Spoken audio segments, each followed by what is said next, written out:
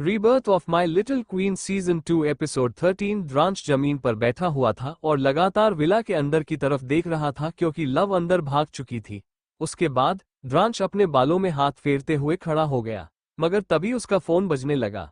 उसने फोन निकालकर स्क्रीन पर नाम देखा तो उसके चेहरे के एक्सप्रेशन गंभीर हो गए। वो फोन पर बात करने लगा। वहीं लव रूम में आ चुकी थी।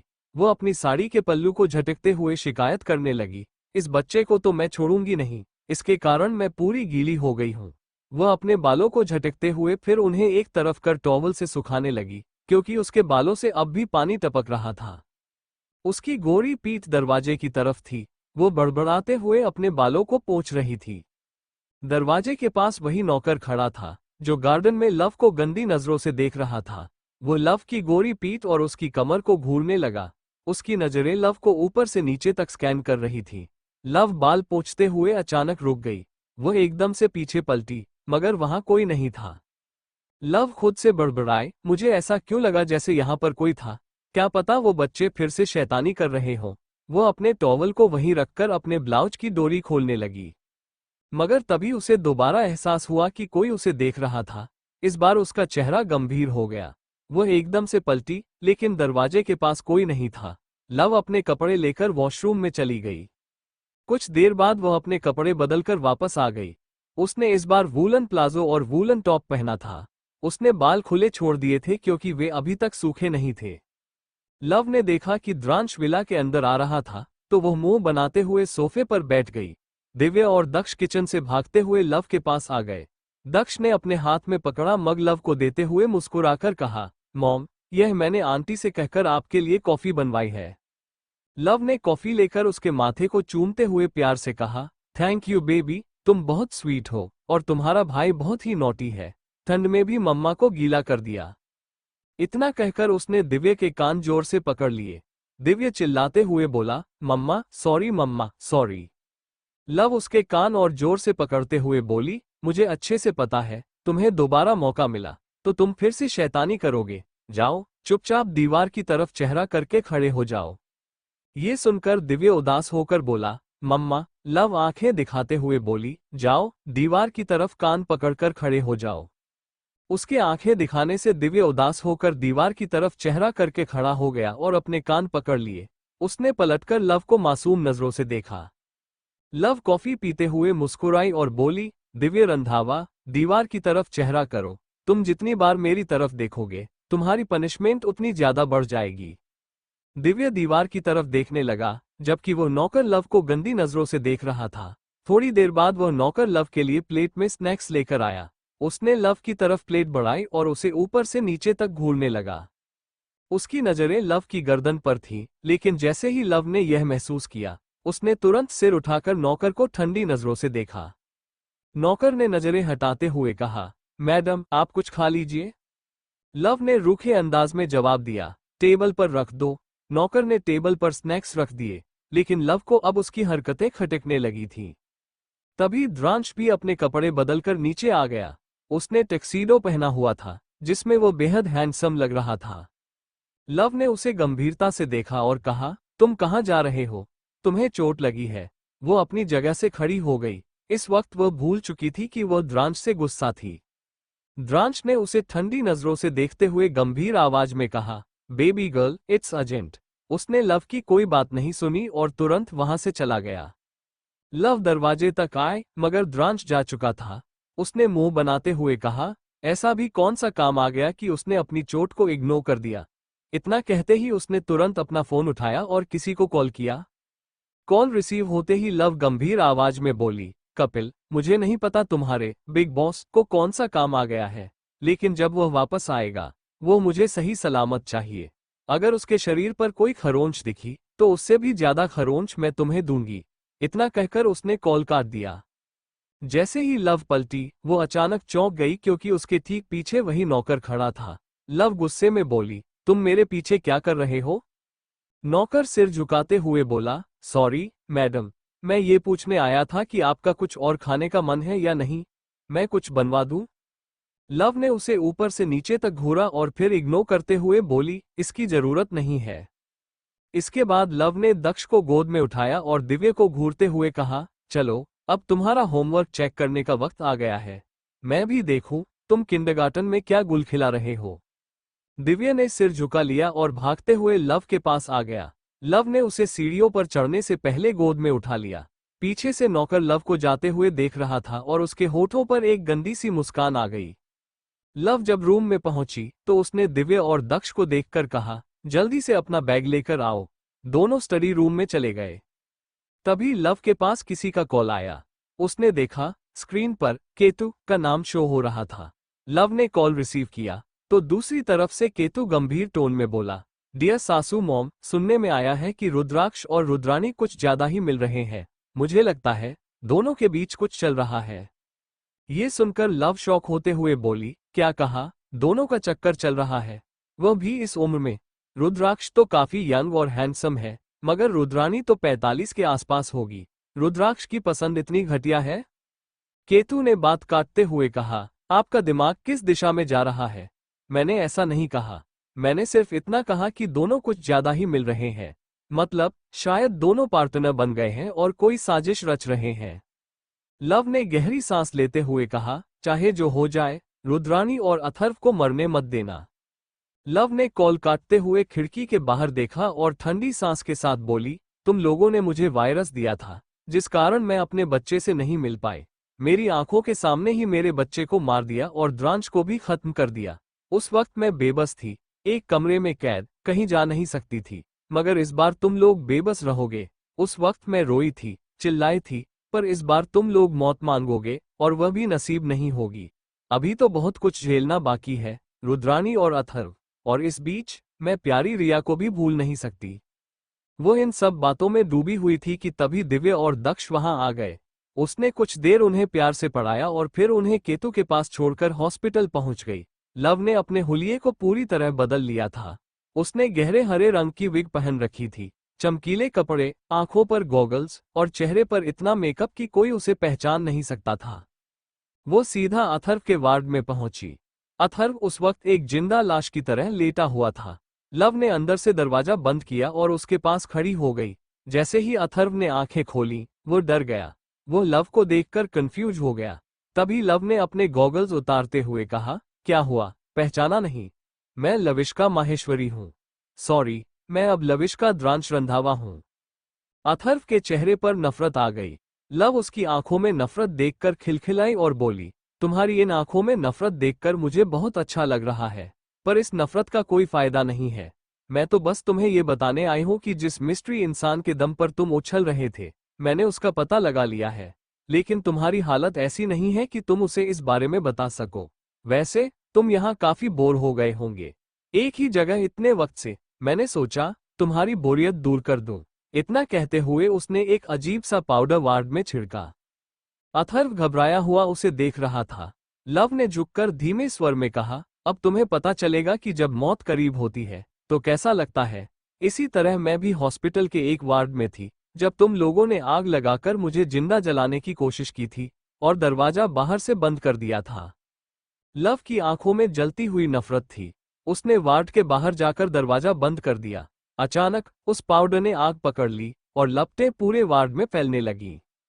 लव बाहर खड़ी धीरे धीरे बढ़ती आग को देख रही थी। उसकी आंखों के सामने वही दृश्य बार बार आ रहा था, जब उसके पिछले जन्म में उसे इसी तरह जलाया गया था। उसके कानों में दिव्या की रोने की आवाजें गूंज रही थीं। उसकी आंखें गुस्से और दर्द से लाल हो चुकी थीं। लव ने धीरे से मुस्कुराते हुए कहा, गुड बाय अथर्व। जब वार्ड में आग की लपटें तेज होने लगी तो लव ने अपने गॉगल्स ठीक किए और कान में लगे ब्लूटूथ को दबाकर आदेश दिया, राहु, सीसीटीवी फुटेज डिलीट करो। मेरे यहां आने के सारे निशान मिटा दो। इतना कहते ही वो तेजी से अस्पताल से बाहर निकल गई। तब तक अथर्व के वार्ड में आग खतरनाक रूप ले चुकी थी। अथर्व दर्द से तड़प रहा था। आग इतनी भयानक हो गई कि पूरे अस्पताल में अफरा तफरी मच गई। शाम के 7 बज चुके थे जब लव अपने घर पहुंची। इस वक्त वह घर में अकेली थी क्योंकि दिव्या और दक्ष राहु के साथ थे। दूसरी ओर द्रांश अपने सीक्रेट प्लेस पर था। उसके सामने कई कंप्यूटर लगे थे और कुछ लोग तेजी से उन पर काम कर रहे थे। अचानक कपिल घबराते हुए अंदर आया और बोला, बिग बॉस, अस्पताल से खबर आई है कि अथर्व सर के वार्ड में आग लग गई है। ये पता नहीं चल पाया कि आग कैसे लगी। लेकिन ऐसा लग रहा है कि यह सब जानबूझकर किया गया है। अथर्व सर की हालत काफी क्रिटिकल है, उनकी बॉडी का कुछ हिस्सा जल चुका है। द्रांश ने कपिल की बात का कोई जवाब नहीं दिया। तभी पास खड़ा रक्षित, जो कंप्यूटर स्क्रीन देख रहा था, बोल पड़ा, मेघा ने जो जानकारी दी थी उसके हिसाब से रुद्राक्ष की कई पहचान है। मुझे यकीन नहीं हो रहा कि रुद्राक्ष और मेघा सच में भाई बहन है। अब क्या तुम मुझे बताओगे कि मुझे इस शादी का नाटक कब तक करना होगा? ये लड़की अब मुझसे बर्दाश्त नहीं हो रही है।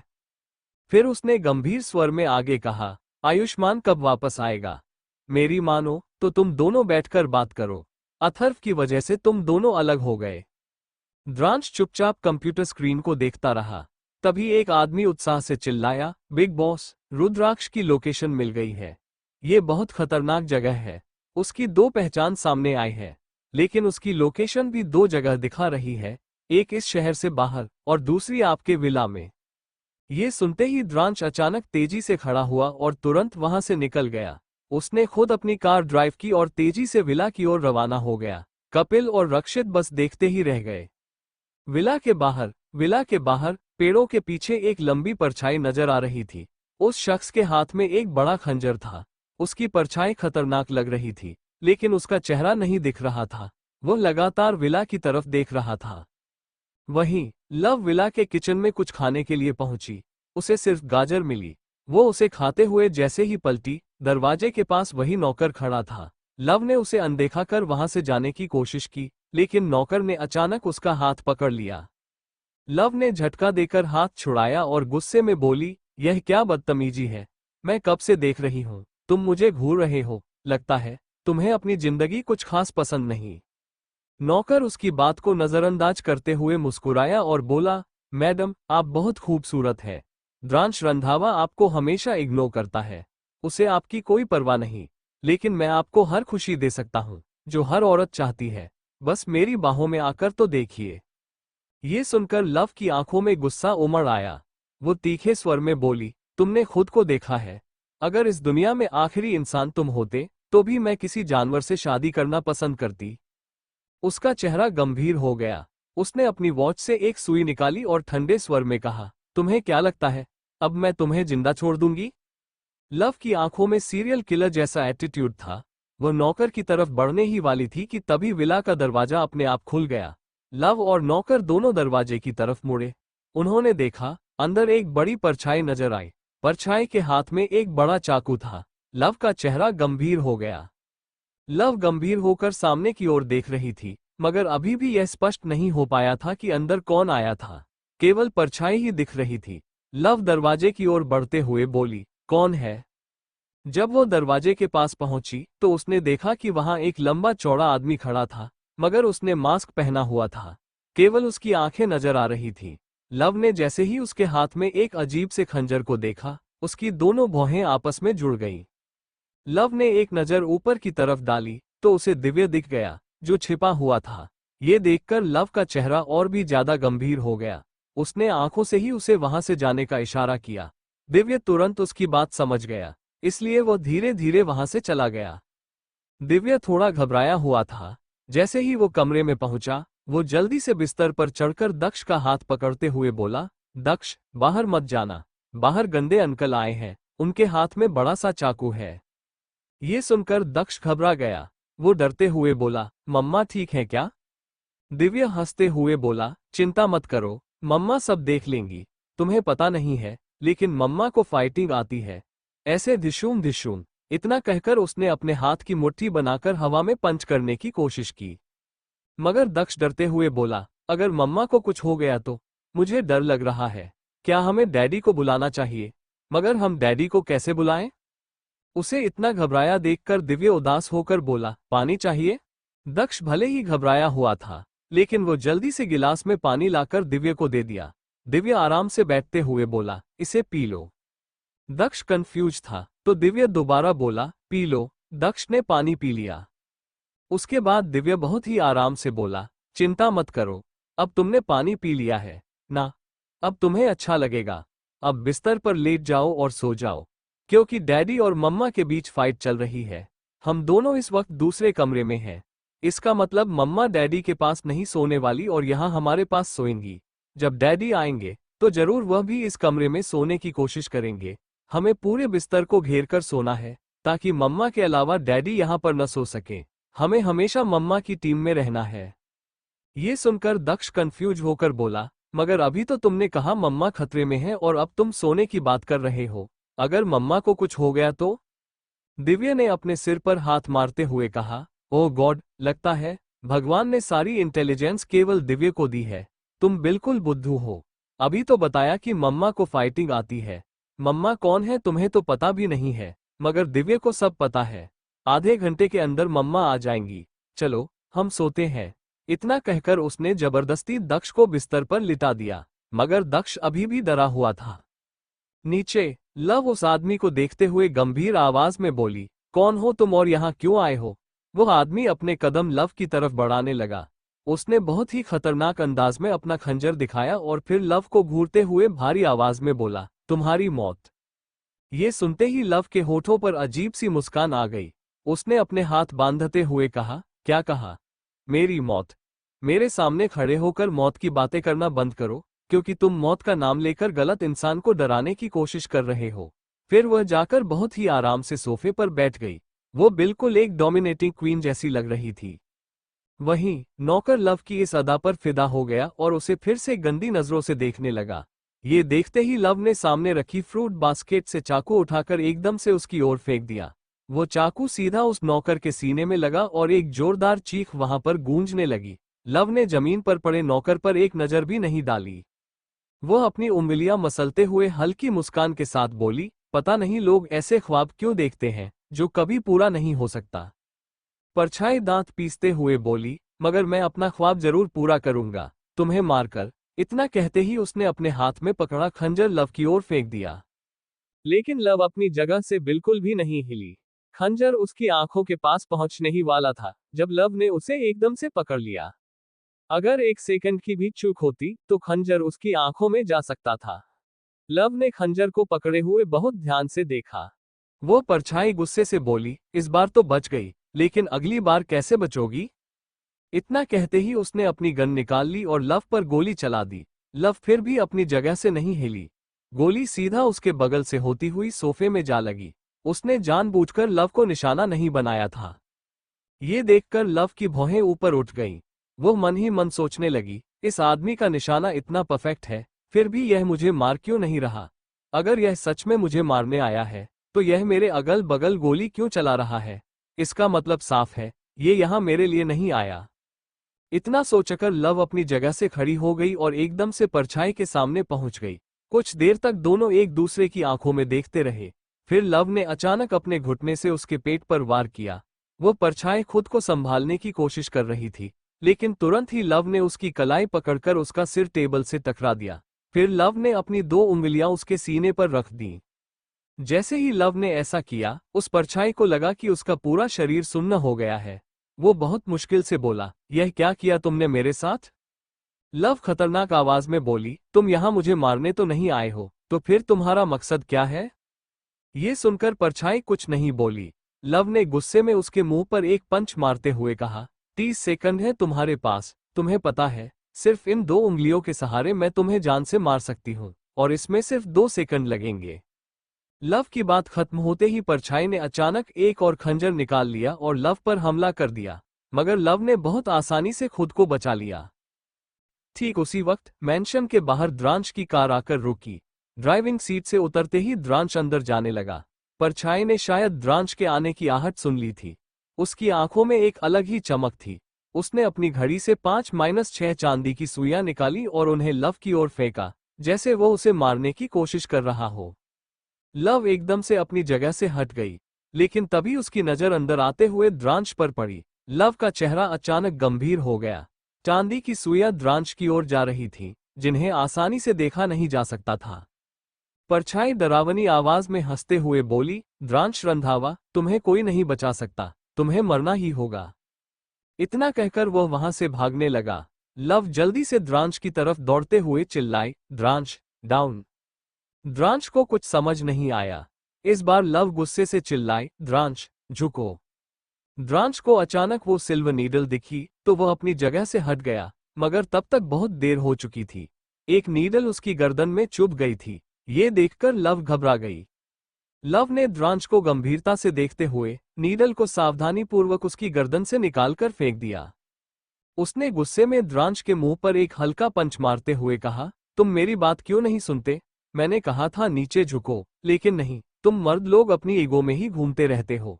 क्या तुम्हें अंदाजा भी है ये क्या है? द्रांश ने ठंडी नजरों से उसे देखा। अपनी हालत से उसे कोई फर्क नहीं पड़ रहा था। उसने लव से नजर हटाकर आसपास का जायजा लिया और अपने फोन पर किसी को कॉल करते हुए सर्द आवाज में कहा, उस आदमी का पीछा करो। द्रांश बाहर गया। उसने देखा कि मैंशन के सारे गार्ड बेहोश पड़े हुए थे। ये देखकर उसका गुस्सा और बढ़ गया। तभी कपिल वहां आ गया। द्रांश ने उसे दबंग आवाज में आदेश दिया, इन सबको खत्म कर दो। कपिल ने घबराकर कहा, बिग बॉस अभी क्या? द्रांश ने गुस्से में कहा, शायद इन्हें अपना काम करना ठीक से नहीं आता। दुश्मन ने इतनी आसानी से इन्हें बेहोश कर दिया और ये कुछ नहीं कर पाए। द्रांश रंधावा ऐसे लोगों पर पैसा और वक्त बर्बाद नहीं करता। तभी लव ने द्रांश का हाथ पकड़कर उसे रुकने का इशारा किया। उसने दांत पीसते हुए कहा, द्रांश मेरे साथ चलो। द्रांश ने अपना हाथ छुड़ाते हुए कपिल की तरफ देखा। कपिल स्थिति को समझने की कोशिश कर रहा था। लव ने द्रांश की गर्दन पर फिर से नजर डाली। जहां नीडल लगी थी उस जगह पर लाल निशान पड़ चुका था। उसने द्रांश को कार के पास खड़ा किया और कार की बोनट पर चढ़ते हुए अचानक उसकी गर्दन पर अपने होंठ रख दिए। ये सब इतनी जल्दी हुआ कि द्रांश को समझ नहीं आया कि लव कर क्या रही है। कपिल, जो ये सब देख रहा था, हैरान रह गया। उसने अपने साथ आए गार्ड्स की ओर देखा। ये सब देखकर वे भी शॉक में थे। रक्षित, जो थोड़ी दूरी पर खड़ा था, अपने फोन से वीडियो बनाने लगा। द्रांश ने लव के कंधे पर हाथ रखते हुए शांत आवाज में कहा, बेबी गर्ल, अगर यही करना है तो चलो रूम में चलते हैं। मैं तुम्हें निराश नहीं करूंगा। लव ने उसकी बात पर झुंझलाकर कहा, चुप रहो। उसने नीडल के असर को कम करने के लिए खून को चूसकर थूका और उसे दोबारा चुपचाप खड़े रहने को कहा। लव द्रांश को रूम में खींचते हुए ले गई। उसने अपनी मेडिकल किट निकाली और उसमें से एक दवा निकालकर जबरदस्ती द्रांश को खिला दी। फिर उसने सिल्वर नीडल्स निकालकर द्रांश को बेड पर लिटाया और उसकी शर्ट के बटन खोलने लगी। उसने सारी नीडल द्रांश के शरीर में लगा दी। द्रांश, जो पहले खुद को थोड़ा असहज महसूस कर रहा था, अब रिलैक्स हो चुका था। उसने अनजाने में अपनी आंखें बंद कर ली। लव ने राहत की सांस ली, लेकिन उसका चेहरा अब भी पसीने से भीगा हुआ था। जैसे ही आधा घंटा हुआ, लव ने नीडल्स को सावधानी से बाहर निकाल दिया। वो द्रांश के बगल में लेट गई। कुछ देर बाद उसने उठते हुए गहरी सांस ली। द्रांश ने उसका हाथ पकड़कर उसे अपने करीब खींच लिया। लव ने उसकी तरफ गंभीर होकर देखा और ठंडी आवाज में कहा, डोंट टच मी। द्रांश ने अपनी आईब्रो पर हाथ फेरते हुए लव के माथे से बहते पसीने को पोंछा और अपनी गहरी, मैग्नेटिक आवाज में कहा, बेबी गर्ल, क्यों नहीं मानती? तुम मुझसे बहुत प्यार करती हो, मेरी फिक्र करती हो, फिर क्यों दूर जा रही हो? क्यों नजरें फेर रही हो? लव ने एक अजीब मगर दर्द भरी मुस्कान के साथ जवाब दिया, जो प्यार मेरे दिल में है वो हमेशा रहेगा, मगर अब इस प्यार को मैं बाहर नहीं आने दूंगी। और रही बात नजरें मिलाने की, तो द्रांश, वो तुमने खुद छीना है। ये कहते हुए वो वहां से जाने लगी। उसके दिल में दर्द उठ रहा था और इस स्थिति में वो द्रांश के साथ नहीं रहना चाहती थी। मगर द्रांश ने एक बार फिर उसका हाथ पकड़ लिया। अपनी पकड़ को मजबूत करते हुए द्रांश ने धीमी मगर गंभीर आवाज में कहा, क्या तुम मुझे माफ नहीं कर सकती? लव की आंखों के सामने वही सीन तैरने लगा जब द्रांश ने उसके मंगलसूत्र को तोड़ा था। उसने बिना उसकी ओर देखे ठंडी आवाज में कहा, जिन हाथों ने मेरे गले में मंगलसूत्र डाला था, उन्हीं हाथों ने उसे मेरे गले से निकाल भी लिया। तुमने अपनी मर्जी से मुझसे शादी की और अपनी मर्जी से मेरे मंगलसूत्र को तोड़ दिया। एक बार भी न तो शादी करने से पहले मुझसे पूछा, न ही उसे तोड़ने से पहले। तो अब किस चीज के लिए मैं तुम्हें माफ कर दूं? कुछ पल के लिए सन्नाटा छा गया। द्रांश ने लव को पीछे से गले लगा लिया। उसकी कमर पर अपनी पकड़ कसते हुए और उसकी गर्दन को छूते हुए उसने सर्द आवाज में कहा, बेबी गर्ल, मैं ऐसा क्या करूं कि तुम मुझे इग्नोर न करो? लव ने एक अजीब मुस्कान के साथ कहा, तुम मेरे साथ जबरदस्ती कर सकते हो, जैसे ब्लैकमेल करके शादी की। दिव्य और दक्ष भी इसी घर में है। तुम चाहो तो उनका भी इस्तेमाल कर सकते हो, मुझे ब्लैकमेल करने के लिए। ये सुनकर द्रांश के चेहरे पर गुस्सा उभर आया। उसने लव को अपनी तरफ खींचा और उसके होठों को काटते हुए गुस्से से बोला, दोबारा ऐसा मत कहना, वरना मुझसे बुरा कोई नहीं होगा। मैं चाहूं तो तुम्हें अभी और इसी वक्त अपने साथ रहने पर मजबूर कर सकता हूं। मैं जब चाहूं तुम्हारे साथ सो सकता हूं, जो चाहूं कर सकता हूं, मगर मैं ऐसा नहीं करूंगा, क्योंकि मुझे पता है इससे हमारे बीच दूरियां और बढ़ जाएंगी। द्रांश ने उसकी आंखों में देखते हुए उसके होठों को हल्के से चूमा और कहा, बेबी गर्ल, मुझे तुम्हारा प्यार चाहिए। हाँ, मुझे टाइगर से नफरत थी, बहुत नफरत, लेकिन तुमसे नहीं। मैं तुमसे कभी नफरत नहीं कर सकता। तुम इकलौती हो जो मेरे पास है, न तुम्हारे सिवा कोई था, न है, और न कभी होगा। अगर तुम मेरे पास नहीं रहोगी तो मैं ठीक कैसे रहूंगा? मैं तुम्हें कभी सॉरी नहीं कहूंगा। नहीं, मैं तुमसे ये कहूंगा कि मैं तुमसे प्यार करता हूं, मगर मैं इतना कहूंगा कि तुम्हारे बिना मैं रह नहीं सकता। लव ने द्रांश की बातें सुनकर पहले खुद को शांत रखा, मगर उसकी आखिरी बातों ने उसे भीतर तक झकझोर दिया। उसकी आंखों में अचानक से ठंडापन लौट आया। उसने झटके से द्रांश को खुद से दूर कर दिया। जैसे ही लव जाने लगी, द्रांश ने उसका हाथ कसकर पकड़ लिया। द्रांश ने किसी तरह अपने गुस्से को दबाते हुए कहा, बेबी, मुझसे दूर जाने की गलती मत करना, वरना तुम सोच भी नहीं सकती कि अंजाम कितना बुरा होगा। अगर तुमने मुझसे दूर जाने की कोशिश की, तो मुझे खुद नहीं पता मैं क्या कर बैठूंगा। लव ने अपना हाथ छुड़ाने की कोशिश करते हुए गुस्से में कहा, क्या तुमने ही नहीं कहा था कि तुम मुझसे प्यार नहीं करते? क्या तुम किसी और से प्यार करते हो? प्यार किसी और से करते हो, मगर रहना मेरे साथ चाहते हो, सोना मेरे साथ चाहते हो। आखिर तुम चाहते क्या हो?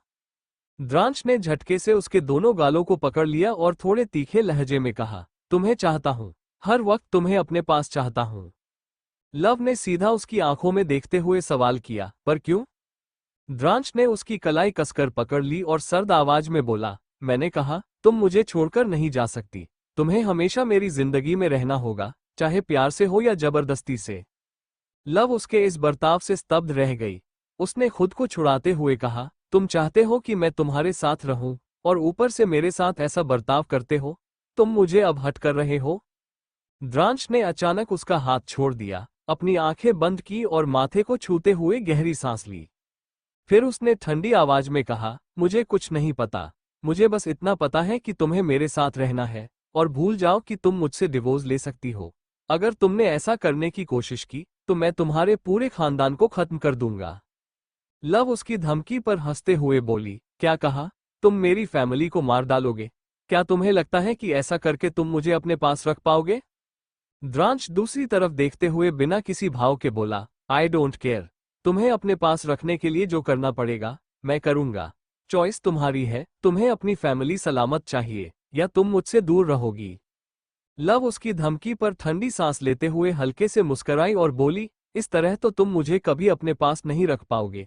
चलो, मैं तुम्हें एक मौका देती हूँ। द्रांश रंधावा।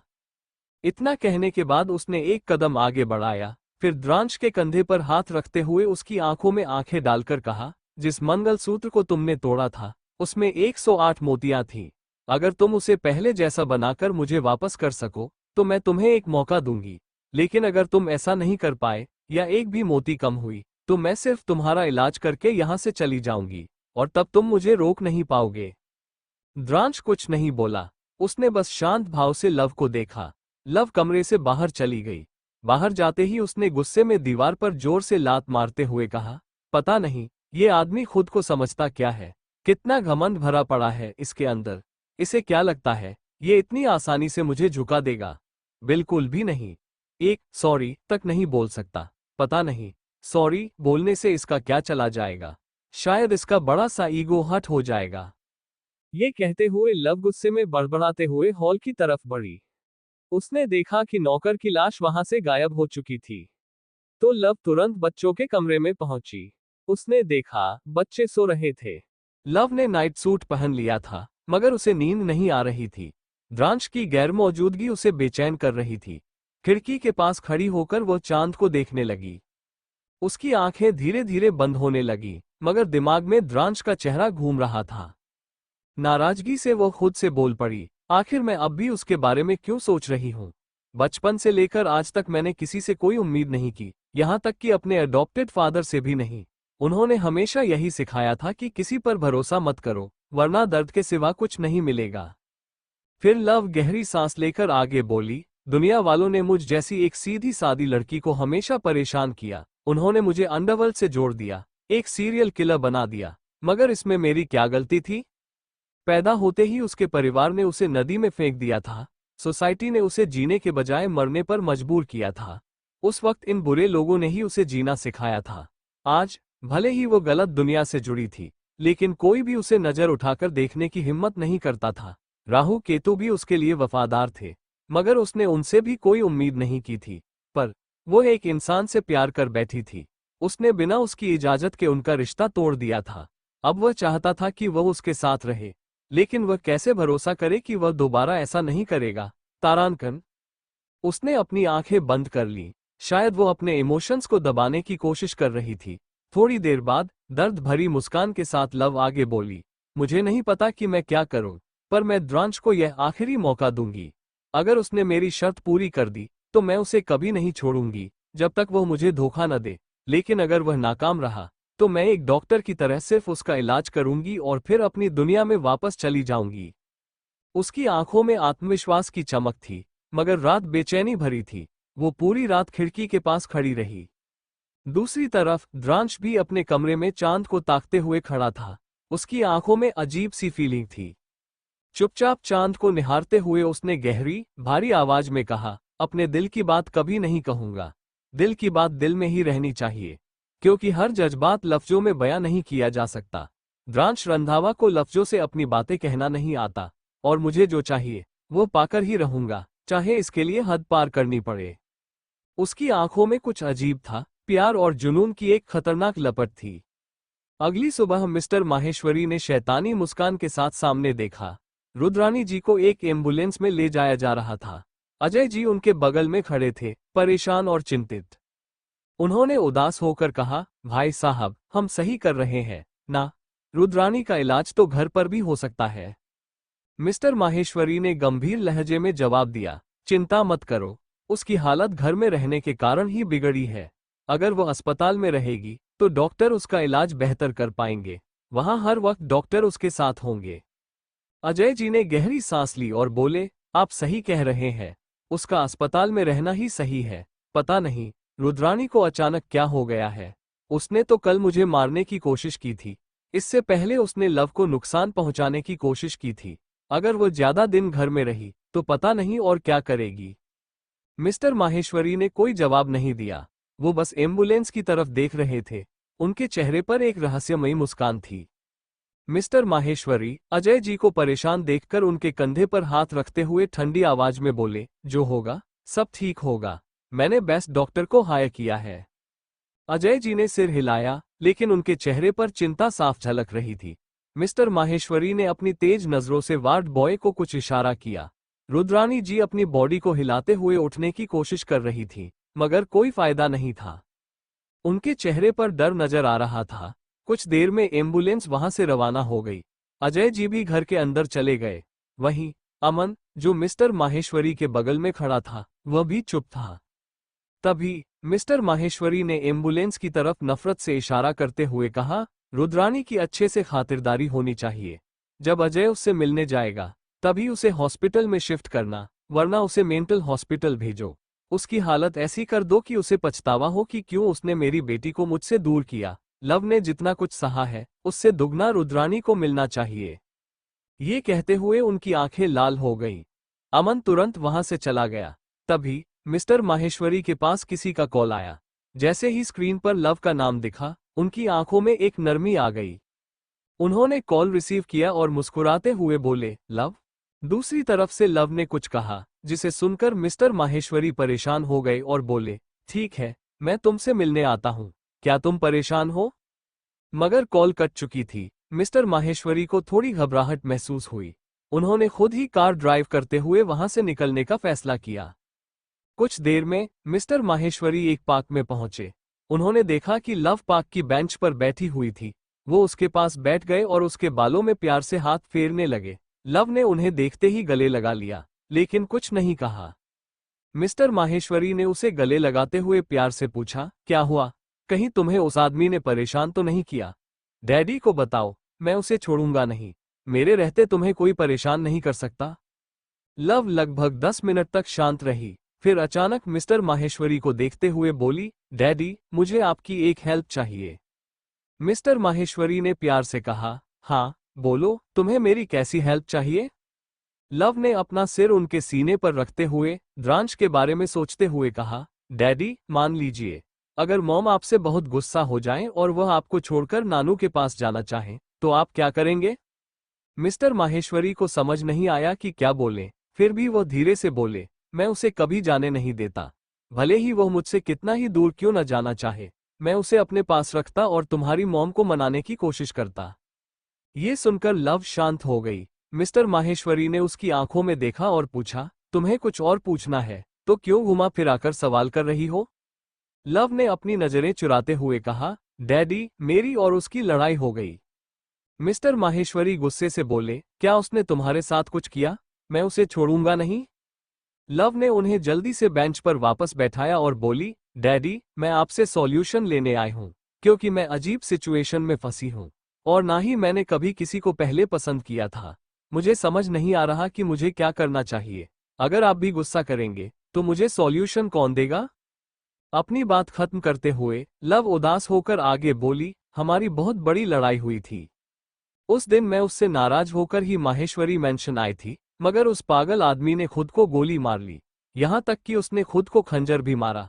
उसने कपिल से कहकर मुझे फोन करवाया कि वह घायल हो गया है, पर जब मैं द्रांश के पास गई तो सबने मुझसे झूठ बोला कि लड़ते वक्त उसे गोली और खंजर लगे थे। मैं अच्छे से जानती हूं कि उसने खुद को नुकसान पहुंचाया सिर्फ इसलिए ताकि वह मुझे अपने पास बुला सके। ऐसा कोई करता है क्या भला? और कल रात को उसने मुझसे कहा कि वह मुझे कभी खुद से दूर नहीं जाने देगा, चाहे जो हो जाए। डैडी, कभी कभी वो साइको जैसी हरकतें करता है, जैसे मेरे बिना रह ही नहीं पाएगा, और कभी कभी लगता है कि उसे मुझसे कोई फर्क ही नहीं पड़ता। मिस्टर माहेश्वरी बहुत ध्यान से उसकी बातें सुन रहे थे। लव की पूरी बात सुनने के बाद उन्होंने सिर को हिलाते हुए सर्द आवाज में कहा, पर तुमने अभी तक यह नहीं बताया कि फाइट क्यों हुई थी। क्या तुम सच में उसके साथ रहना चाहती हो या नहीं? यह मेरे लिए सबसे ज्यादा मायने रखता है।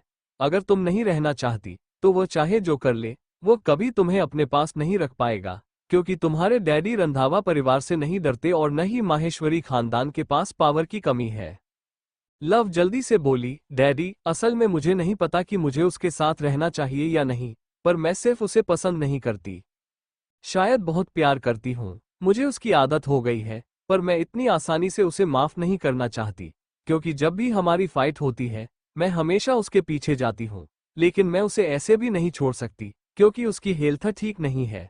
अगर मैं इस वक्त उसे छोड़ दूंगी तो मैं सेल्फिश कहलाऊंगी। मैं उससे प्यार करती हूँ, इसलिए उसे कभी भी इस सिचुएशन में अकेला नहीं छोड़ सकती, ये जानते हुए कि सिर्फ मैं ही उसे ठीक कर सकती हूँ। अब आप बताइए, मैं क्या करूं? मिस्टर माहेश्वरी को अभी भी पूरी बात समझ नहीं आई थी, मगर उन्होंने ज्यादा कुछ नहीं पूछा। अचानक उन्होंने लव का हाथ पकड़कर उसे खड़ा किया और उसे वहां से लेकर जाने लगे। लव ने घबराते हुए पूछा, आप कहां ले जा रहे हैं? मिस्टर माहेश्वरी ने शैतानी मुस्कान के साथ कहा, अपने दामाद के पास। लव हैरान होकर बोली, डैडी, आप दोनों हमेशा लड़ते रहते हैं। प्लीज, आप बस मुझे कोई सॉल्यूशन दीजिए। अगर आप दोनों लड़ने लगेंगे तो प्रॉब्लम और भी बढ़ जाएगी। मगर मिस्टर माहेश्वरी ने उसकी कोई बात नहीं सुनी और उसे लेकर द्रांश के प्राइवेट मेंशन की ओर चल पड़े। द्रांश का प्राइवेट मेंशन मिस्टर माहेश्वरी जैसे ही अंदर पहुंचे तो उन्होंने देखा कि दिव्य और दक्ष नीचे आ चुके थे। द्रांश उनके पीछे पीछे अपने डोमिनेटिंग अंदाज में आया।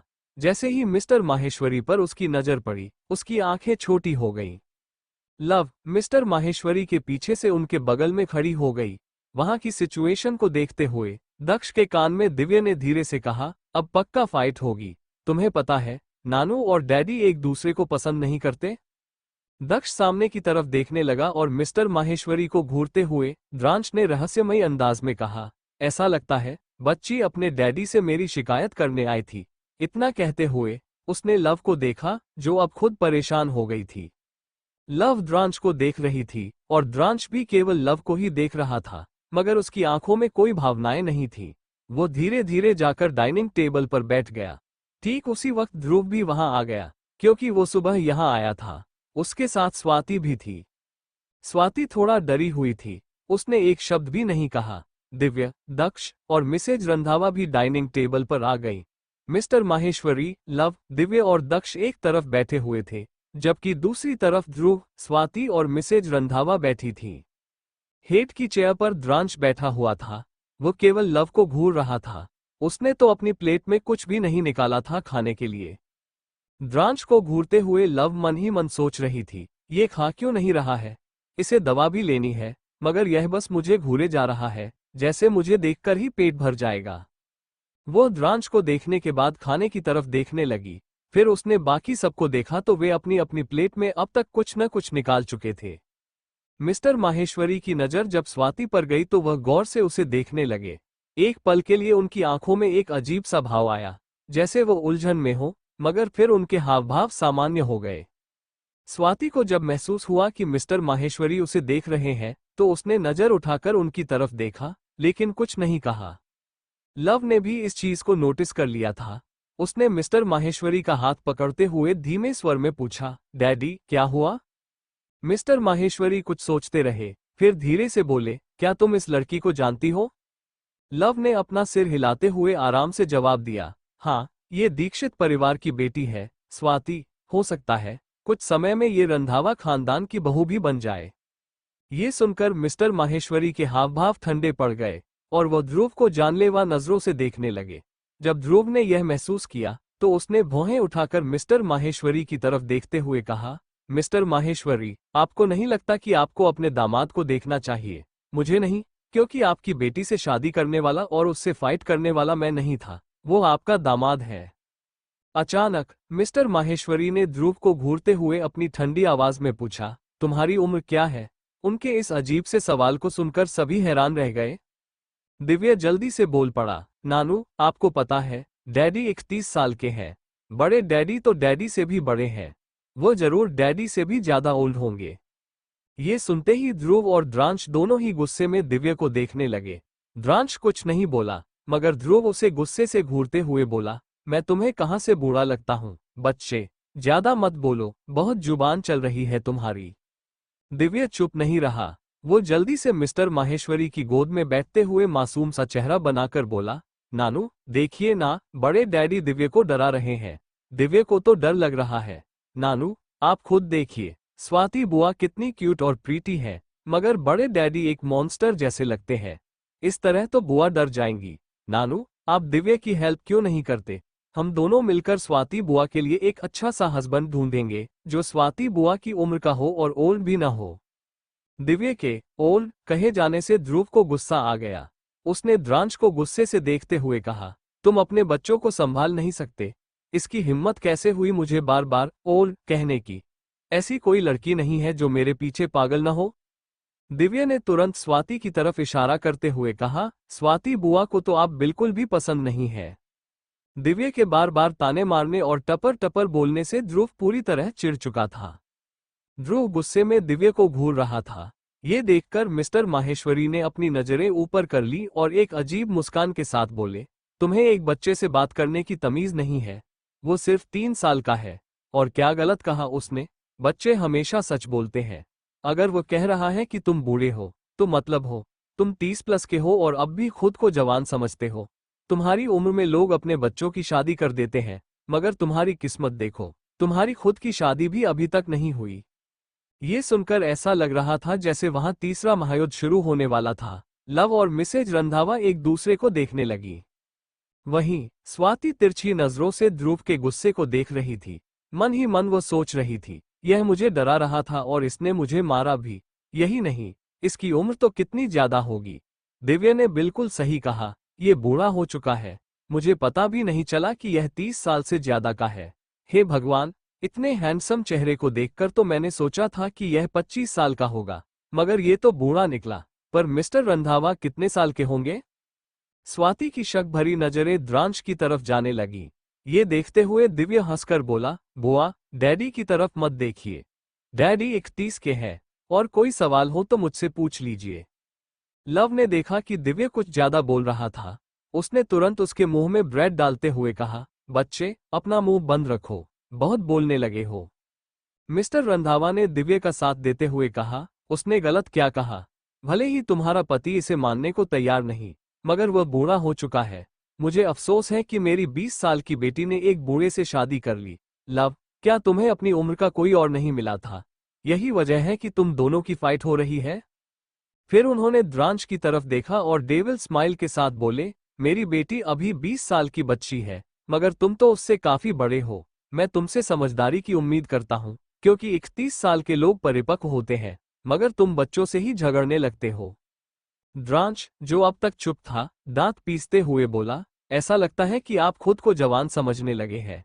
और अगर आपने मुझे फिर से बूढ़ा कहा, तो यकीन मानिए, मैं 1 महीने के अंदर यह साबित कर दूंगा कि इस बूढ़े में कितना दम है। मिस्टर माहेश्वरी को कुछ समझ नहीं आया कि द्रांश का मतलब क्या है। उन्होंने गंभीर होकर पूछा, तुम्हारा मतलब क्या है? द्रांश तिरछी मुस्कान के साथ बोला, ये तो आपको 1 महीने बाद पता चलेगा। इसके बाद उसने लव को घूरकर देखा। उसकी नजरें कुछ ऐसी थीं कि मिस्टर माहेश्वरी और लव तुरंत समझ गए कि उसका इशारा किस ओर है। मिस्टर माहेश्वरी दांत पीसते हुए बोले, अगर तुमने मेरी बेटी को प्रेग्नेंट किया तो मैं उसे अपने साथ वापस ले जाऊंगा। द्रांश ने स्पून को टाइटली पकड़ते हुए कहा, और आपको क्या लगता है, मैं उसे इतनी आसानी से जाने दूंगा? वक्त आने पर मैं उसे कैद कर सकता हूं या उसे ऐसी जगह ले जा सकता हूं जहां हमारे अलावा कोई ना हो। तब हो सकता है कि आप अपनी बेटी से कभी मिल भी न पाएं, ससुर जी। इसलिए मैं प्यार से कह रहा हूं, अपनी बेटी को मेरे पास छोड़ दीजिए, ब्रेकफास्ट कीजिए और चुपचाप अपने घर चले जाइए। उसकी इस बदतमीजी को देखकर मिस्टर माहेश्वरी को गुस्सा तो बहुत आ रहा था, मगर लव उनके हाथ को पकड़ते हुए धीरे से बोली, डैडी, मैंने कहा था ना, वह आजकल पागल हो गया है। उसकी बातों पर ध्यान मत दीजिए। आप ब्रेकफास्ट करिए, और अभी तक आपने मुझे कोई सॉल्यूशन नहीं दिया है। मिस्टर माहेश्वरी द्रांश को इग्नोर करते हुए बोले, मुझे पागलों के मुंह लगने की आदत नहीं है, पर तुम चाहो तो तुम्हें पागल खाने का एड्रेस जरूर दे सकता हूं। दिव्य को तो इस लड़ाई में मजा आ रहा था। लव उसके गालों को दबाकर बोली, शैतान बच्चे, चुपचाप ब्रेकफास्ट करो। सभी ब्रेकफास्ट कर रहे थे, मगर द्रांश ने अभी तक कुछ नहीं खाया था। वो अपनी लाल आंखों से लव को देख रहा था। उसकी जिद देखकर लव अपनी जगह से खड़ी हो गई। वो गुस्से में द्रांश के पास गई, मगर उसने द्रांश को पूरी तरीके से इग्नोर किया। उसने ब्रेकफास्ट निकालकर द्रांश की प्लेट में रख दिया। ये देखकर मिस्टर माहेश्वरी मुंह बनाकर बोले, लव, मुझे आलू का पराठा चाहिए। लव पराठा उठाकर उन्हें देने ही वाली थी कि तभी द्रांश भी बोला, यह मुझे चाहिए। लव उसे द्रांश की प्लेट में रखने वाली थी कि मिस्टर माहेश्वरी द्रांश को घूरते हुए बोले, लव, यह मुझे चाहिए, इसे दूसरा दे दो। द्रांश भी उतने ही गुस्से में बोला, बेबी गर्ल, यह मुझे चाहिए, तुम अपने डैडी को दूसरा दो। लव कभी पराठा को मिस्टर माहेश्वरी की तरफ कर देती, कभी द्रांश की तरफ। अब तो उसके हाथ में भी दर्द होने लगा था। उसने गुस्से में पराठा को ध्रुव की प्लेट में रख दिया। ये देखकर द्रांश और मिस्टर माहेश्वरी गुस्से से ध्रुव को देखने लगे। ध्रुव एकदम से अपनी आईब्रो सिकोड़कर लव को देखने लगा, जिसके होठों पर एक डेविल स्माइल थी। लव अपने मन में मुस्कुराते हुए बोली, बहुत बोल रहे थे ना आप, अब द्रांश और डैडी के गुस्से को झेलिए। इतना कहते हुए वह चुपचाप अपनी जगह पर आकर बैठ गई। ध्रुव जैसे ही पराठे को टच करने वाला था, मिस्टर माहेश्वरी और द्रांश एक साथ गुस्से में बोले, इसे छूने की हिम्मत भी मत करना, वरना तुम सोच भी नहीं सकते तुम्हारे साथ क्या होगा। ध्रुव एकदम से रुक गया। द्रांश गुस्से से बोला, इसे मुझे दो। मिस्टर माहेश्वरी भी बोले, इसे मुझे दो। फिर से दोनों एक ही चीज की जिद करने लगे। लव अपने माथे को सहलाकर मन में बोली, मैं तो डैडी के पास सॉल्यूशन लेने गई थी, मगर यहाँ तो अलग ही लड़ाई शुरू हो गई। एक काम करती हूँ, कॉलेज जाती हूँ, थोड़ा दिमाग सही होगा तो हो सकता है मुझे खुद ही कोई आइडिया आ जाए। वो अपनी जगह से खड़ी हो गई। दिव्या का हाथ पकड़ते हुए बोली, चलो बेबी, मैं तुम्हें किंडरगार्टन छोड़ दूंगी। मिस्टर माहेश्वरी अपनी जगह पर खड़े होकर बोले, लव। मगर लव उन्हें देखते हुए बोली, डैडी, चिंता मत करिए, मैं ड्राइवर के साथ चली जाऊंगी, आप ब्रेकफास्ट करिए। इतना कहते ही वो द्रांश को देखकर मुंह बनाते हुए चली गई। उसके जाते ही द्रांश और मिस्टर माहेश्वरी ध्रुव को घूरने लगे। मिसेज रंधावा के सिर में भी दर्द होने लगा। वो अपना ब्रेकफास्ट करते हुए मन में बोली, कभी सोचा नहीं था कि समधी जी भी बच्चों की तरह लड़ेंगे, वो भी एक पराठे के लिए। मिस्टर माहेश्वरी और द्रांश अभी भी जलन से भरे हुए थे। ध्रुव ने दोनों को इग्नोर करते हुए जैसे ही पराठा तोड़कर मुंह में डालने की कोशिश की, द्रांश ने गुस्से में जग का सारा पानी ध्रुव की प्लेट में डाल दिया। ये देखकर ध्रुव गुस्से से बोला, छोटे, यह क्या हरकत है? द्रांश एक एक शब्द पर जोर देते हुए जलन से बोला, यह मेरी बेबी गर्ल ने आपको दिया है, इस पर सिर्फ मेरा हक है, किसी और का नहीं। मिस्टर माहेश्वरी भी जलन से बोले, बिल्कुल नहीं, मेरी बेटी ने इसे टच किया है, इसलिए इस पर सिर्फ मेरा हक है। इस पर मिस्टर माहेश्वरी और द्रांश एक दूसरे को गुस्से में देखने लगे। ध्रुव दोनों को ही गुस्से में देख रहा था, पर स्वाति मजे ले रही थी। वो मन में बोली, इस खडूस के साथ यही होना चाहिए। लव कार में बैठने से पहले कपिल को घूरते हुए बोली, अपने बिग बॉस को मेडिसिन दे देना, और हाँ, अगर वो ना माने तो मुझे कॉल कर देना या फिर मैसेज कर देना। इतना कहते ही वो चली गई। दिव्या काफी खुश लग रहा था।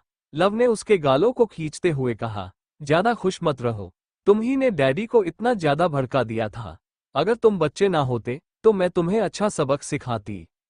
ये सुनकर दिव्या मासूम सा चेहरा बनाकर लव से लिपट गया और उसके गालों पर किस करते हुए बोला, मन्ना, दिव्या की मासूमियत तो देखिए। लव उसे घूरते हुए बोली, मासूम, मुझे तो डेविल ज्यादा लग रहे हो। देखो तुम्हारा भाई कितना क्यूट है, किसी को परेशान नहीं करता। इतना कहकर उसने दक्ष को भी अपनी गोद में बैठा लिया। दिव्या मुंह बनाते हुए बोला, मम्मा ये क्यूट नहीं है, बेवकूफ है।